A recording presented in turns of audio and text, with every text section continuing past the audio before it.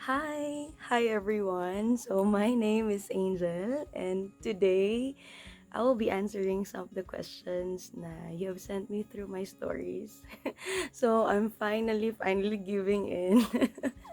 um I have received 12 questions and I didn't expect na the questions would be so deep na itong mga questions na 'to, yung iba ngayon ko lang talaga din na-encounter or ngayon lang may nagtanong sa akin. But yeah, please don't come at me, I will answer this based on my experiences then and my perspective. So, I'd love to hear some of your comments then on what is your perspective on this questions na itatanong mamaya. But I have here 12 and please bear with me. Medyo siguro mahaba to, but yeah, again, I would love to hear your comments and suggestions then. So, para next video, I will try to share then yung mga comments na yan. So, yun, the first question is from Arlene. It's from my friend. The question is it more important to do what you love or to love what you're doing? So, I think this question is case-to-case basis. So, do what you love when you have the means to do it. Parang, kasi sometimes, we spend too much time on finding the things that we love. Parang when we are in a certain situation, we spend our days in regretting or parang nagko-complain tayo na why na parang bakit hindi natin nagagawa yung gusto nating gawin. Now we forget to appreciate din the things that we have now. Yun kasi yung nagdi-differentiate sa dalawa eh. When you're so focused on the things that you want to do, you forget then to appreciate the things that you are doing now. The things that you are doing now matter then. It's not naman na porket hindi mo siya gustong gawin, hindi na siya nagmamatter. So minsan kasi nakakalimutan nating i-appreciate yon. So the other thing is, how many of us only love one thing? Diba? Kasi our perspective changes. Sabi nga nila, the only permanent thing in this world is change. So, we undergo changes din. So, our interests, our abilities, the things that we want changes din. So how many of us only love one thing? So, ang sinasabi ko lang, my point is, do not forget to appreciate or to love the things that you have now. You know, we have our own timeline. Okay, so alam ng mahal na Panginoon if kailan niya ipaparanas sa'yo yung gustong-gusto mo talagang gawin. Kasi He will give the desires of your heart if you are ready for it. If you have the right heart for it. So, maybe hindi pa siya binibigay talaga dahil hindi pa tayo handa. Kasi pangit naman na binigay na sa atin tas hindi pala tayo handa. So baka ma-mishandle lang din natin yung gustong gawin natin. So my point is, kung ano yung binigay sa atin ngayon, learn to love it. Sometimes kasi the reason din kasi na ang tayo gusto natin talaga hanapin yung gusto na talagang natin gawin dahil we have the control over it. Kasi, yun nga, yun talaga yung mahal mo at yun ang gusto mong gawin. Pero sometimes nga, yun nga sinasabi ko na nakakalimutan nga natin i-appreciate yung process ng kung ano yung meron sa atin ngayon. So, whatever it is na meron sa atin ngayon, we must love the process and learn to appreciate it. Ayun. So, sana medyo naintindihan yun. I don't know kung na-answer ko yung tanong. But, for me, case-to-case basis siya. And, kung ano yung meron sa atin ngayon, learn to appreciate it. Learn to love it. Kasi, sometimes kasi when we ought to have the things that we love na, parang there's nothing to fix na rin eh. Wala ka nang i-fix, wala ka nang i-strive. Kasi mahal mo na yun eh. So, ayun, whatever it is that we have now, learn to appreciate that and to love that as well. And number 2 is from Arlene, again, what is the most defining moment of your life thus far? The most defining moment of my life is siguro when I realized that uh, I was called to teach. Ayun. Um, Hindi ko talaga, the moment I graduated college, I didn't know what to do. Honestly, I was really praying on parang anong mangyayari na it's very uncertain. God's plans are uncertain, but uh, I surrendered, and yun na-realize ko na na yung ayaw ko pala talagang gawin kasi I kept denying. Yung mga iba sinasabi nila, bakit hindi ka magturo? And I kept denying kasi parang uh, parang nasa akin na parang ayoko yung responsibility. Parang ganon. But, yun siguro yung most defining moment of my life. That's when I realized na teaching will really complete my life. Ayun. Teaching really molded me and really helped me then to be a better person. So, ayun, that's the most defining moment of my life thus far. Number 3 is from Arlene again. What lifts your spirit when life gets you down? What lifts my spirit when life gets me down? Probably thinking na, why should I stop? Sa dami ng parang pinagdaanan mo, bakit ngayon ka pa hihinto? Yun yung sinabi ko sa mga students ko noon na, siguro kung huminto na ako noon, and parang binigyan ko yung sarili ko na, okay, enough na. Parang, ayoko na. Parang ganon. Siguro hindi ko matatanggap yung mga blessings na natatanggap ko ngayon. Kung nag-stop ako or nag-quit ako. So, yun siguro ang yung nag-lift ng spirits ko pag sobrang nasa down moments ako. I know I'm not an exemption to any downfalls and down moments. I have my fair share to it. Yun lang, remind yourself na why would you stop when ang dami mo nang napagdaanan. Kasi sometimes it's really hard na sometimes we feel that exhaustion and minsan talaga mapapagod ka talaga. But always remind yourself na the moment you wake up in the morning and you're healthy, you're still there, you're still breathing, that only means that's a reminder for us na God is not done with us yet. So He has His ways and He has the things that is in store for us. So yun yung nagre-remind sa akin every day na I shouldn't stop. Kasi nagising pa ako eh. Nagising pa ako, so meron pa akong gagawin. Ayun. Number 4 is, how do you define success? Grabe talaga. Ang lalalim ng questions. Success is when you are satisfied and content. Probably yun. When success is parang, success kasi is a measure of people on how people look at us eh. But when you are satisfied and content, that is a measure of your soul, your heart, your mind. So, success siguro is living a satisfied life. Ang hirap dun kasi we constantly add on our list the things that we want to achieve. We have our goals. Yan. So, yun siguro ang success. Success for me is living a satisfied, peaceful, and content life. Ayun.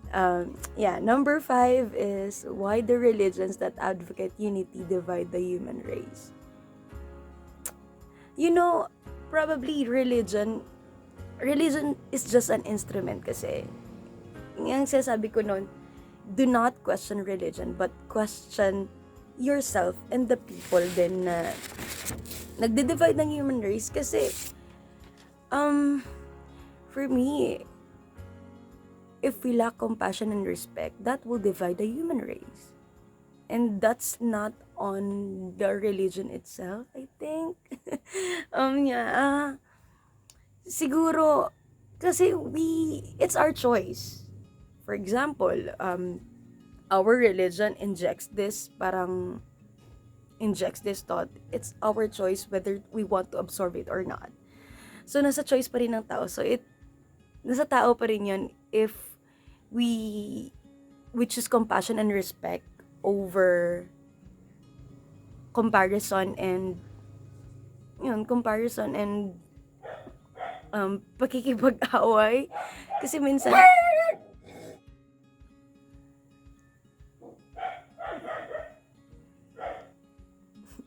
ayun, I'm sorry for that. So ayun, yeah, it's up to us pa rin whether it's our choice, whether what are the things that we want to share and to absorb din. Ayun.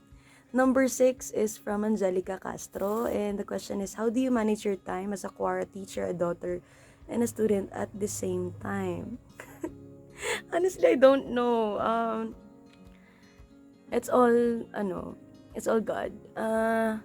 I would say talaga when I think of it, parang minsan nasusurprise na lang talaga ako paano nangyayari yun, paano natatapos yung isang duty or isang assignment or yun, nasusurprise na rin talaga ako. I myself na nasusurprise ako kasi I'm very a normal person. I have my lazy days. I have my very unmotivated days. Ayun. So, I would say na the things that you need to really do, the things that you need to do is to manage your time then. Know your pace and know yourself then. Kasi tayo, minsan nakakalimutan natin na kasi minsan, we are bounded na parang, kung kaya niya, kaya ko din. Parang ganon. Pero hindi natin na-realize na that person has his or her own style. So, we have ours. So, we have our different ways on studying. We have our different ways on parang making ourselves better. So, do not base your duties on parang paano niya ginawa. So, based the things that you need to do based on your capabilities then, based on your pacing. So, do not compare and do not, it's not bad naman na meron kang nilulook up na tao or nai-inspire ka sa kanya, but that doesn't mean na gagayahin mo na yung pacing niya. Kasi we have our own styles. So, know your own styles, know your capabilities. Yun siguro yung reason din bakit paano ko nagagawa kasi I get to know myself then better, nire-reflect ko on what's the best strategy for this. So ayun, for you to be successful, know yourself, know the things that is okay for you, and yun yung makakatulong talaga. That is to manage. Kasi, kahit nanonood ako ng how to make Google Calendars, how to make planner, and so on and so forth, hindi mo yan magagawa kapag hindi mo talaga siya linya or hindi talaga gusto. So, kung ano yung gusto mo, kung ano yung pacing na gusto mo, do that. Kasi yun talaga, ikaw yun. Ayun, sana clear yun. Ayun, prayer, and then know yourself and do your best. Yun talaga yung nakakatulong sa'yo sa pag-manage ng whatever duty that is. Number 7 is from Carrie Daniel Agustin. This is from my student. How will you know that you already have made the right decision, or is there really a right decision? Probably siguro when your heart is at peace. kahit gaano kahirap or ka-painful ng decision na yan, malalaman mong tamang decision siya when your heart is at peace. Kasi when your heart is at peace, parang dun mo marirealize na you were able to listen to your own voice, your own thoughts, your own heart. So, dun mo malalaman na parang, yeah, I've made the right decision. I know, kailangan talaga ipag-pray mo every decision that you make. And you will feel that it is the right decision when you have surrendered it then, and yeah, your heart is at peace. Yun siguro. And then number 8, from Marimar Piana, it's from my student also. Number 8, kailan mo po na-encounter si Jesus sa buhay mo? And what is my life verse? So, kung ikukwento ko yung buong testimony ko, hindi mauubos ang ating time. But, siguro, kasi I grew up na sa church. I had my parents, ever since they were single, nandito na sila. So, I grew up in a Christian community. So, parang at an early age, we have parang opportunities to encounter God. But I would say na from the many growing up, na ang dami ko nakitang miracles and so on and so forth, na-encounter ko talaga si Jesus sa buhay ko when I realized na I have my own testimony. And ayun, it's not my choosing whether kung kailan ko gustong magpagamit or kung kailan ko gustong gawin yung duty na yun. It's not my choosing. Kasi based pa rin yun sa timeline na ibibigay. So, I would say dun ko talaga na-encounter si Jesus. And that is through experiencing hardship and realizing na, nire-remind ko yung sarili ko na, this is just another addition sa testimony ng buhay ko. That's when I encounter Him. And I don't know what exactly is the year, but that's when I accepted na parang whatever it is na nangyayari sa buhay ko, that is an additional testimony to my life. And that, I would say, yun yung moment na na-encounter ko talaga. Kasi that's when the moment I accepted that fact, dun ko talaga na-realize and dun na-unfold lahat ng mga plano sa akin ni Jesus. Ayun.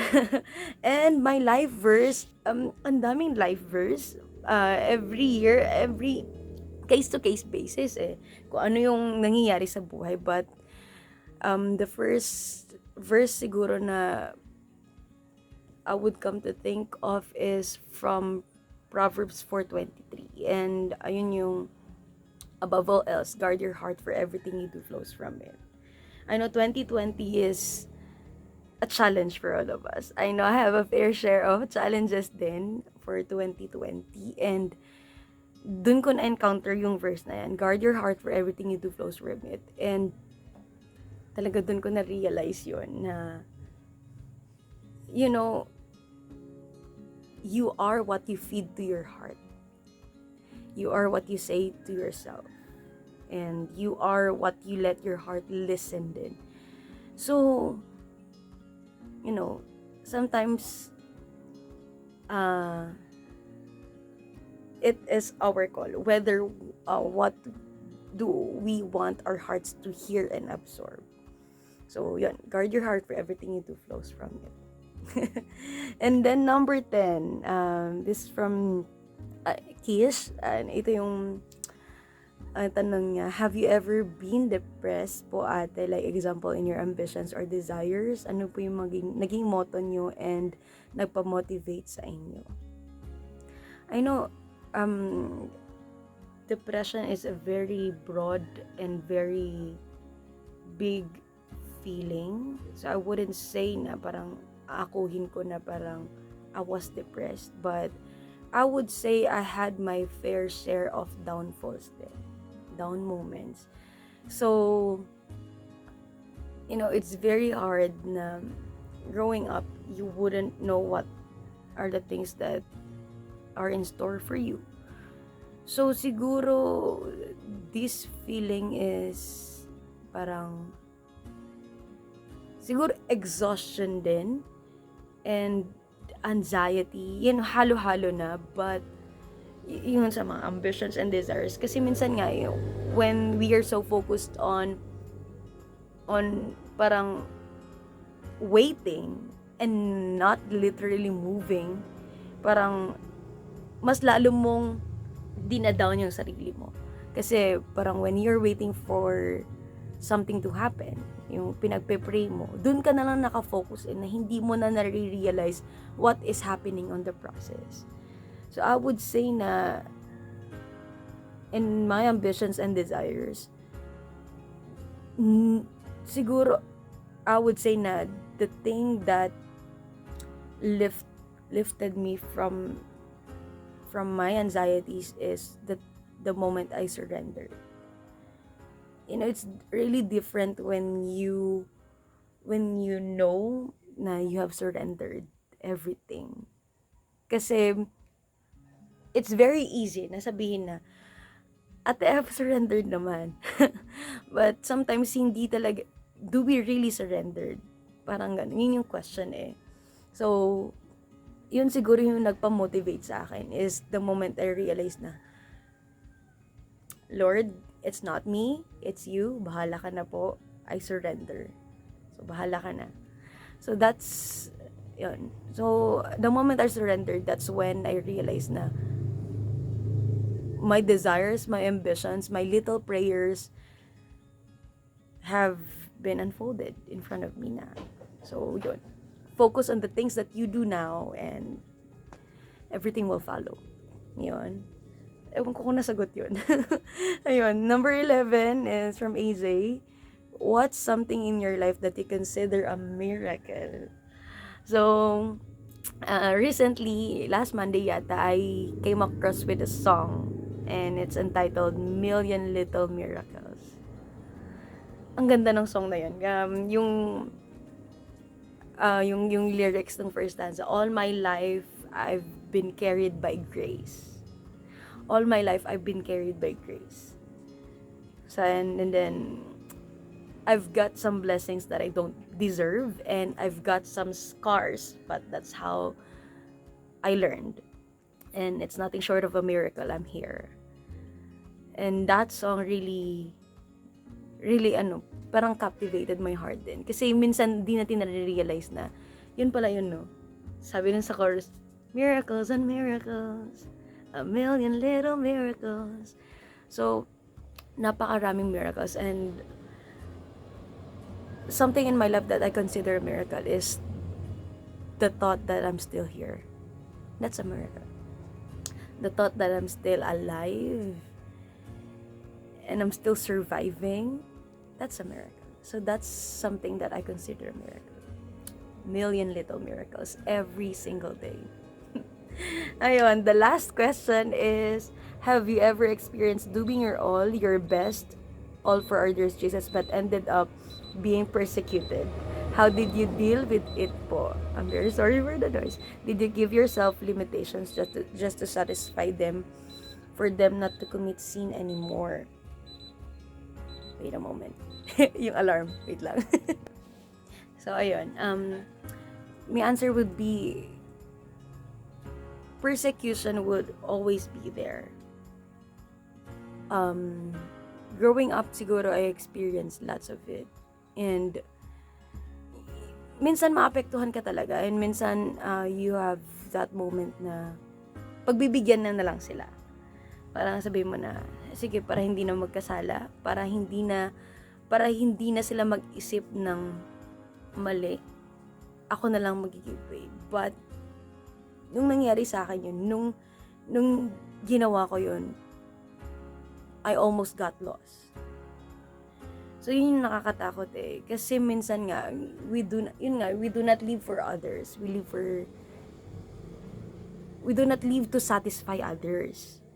Kasi minsan, pag we're so focused on, sige, para sa kapayapaan, para manahimik na, nakakalimutan natin na that is not our calling. our calling is not to satisfy others. So, yun, yeah, pwede ka sigurong mag-back ng konti and let them realize din. Pero, ayun, you shouldn't stop. Siguro, medyo bawasan, or I don't know, for me, it will, parang, it will come together. So, yun lang i-remind natin sa sarili natin, we are not here to satisfy others. So, ayun, persecution will always be there. So, blessed are the persecuted nga. So, yeah, that's part of the process, and that's part of our lives. And we just need to surrender it then, and wait for the things to unfold. Kasi we have, sabi nga sa Bible, lahat ng bagay ay it has its own time. So, ayun. And that's the end of the questions na 12 yon. So, I would really love to hear your comments then. And I'm looking forward to reading them all. The next video, please suggest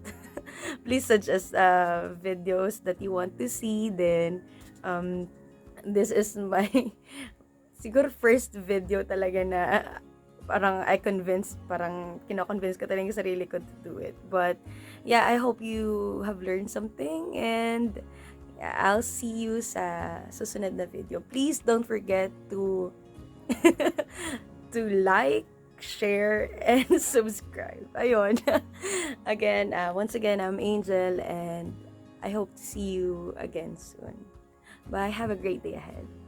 Take care. God bless.